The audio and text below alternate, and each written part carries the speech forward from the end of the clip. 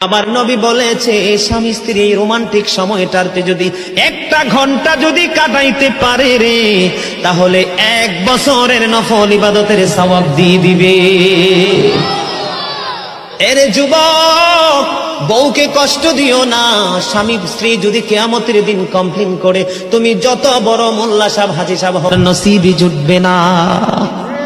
আমি আমার মা আমার বোনদেরকে বলতে চাই, কখনো স্বামীর কলিজায় আঘাত দিও না, কারণ স্বামীর কলিজায় আঘাত দিলে তোমার জীবনে জান্নাত জুটবে না। বন্ধুরে আমার, আমি আমার নবীর জীবন থেকে যদি আপনাদেরকে আরেকটা এক্সাম্পল দেই বন্ধু, এখন আমি আমাদের দেশে স্বামী স্ত্রীর মধ্যে গলদ আছে না নাই? বর্তমান সমাজের যুবক যুবতী, নববধূ নবদম্পতি যারা স্বামী স্ত্রী, তাদের মধ্যে ম্যাক্সিমামই কলহ আছে না নাই?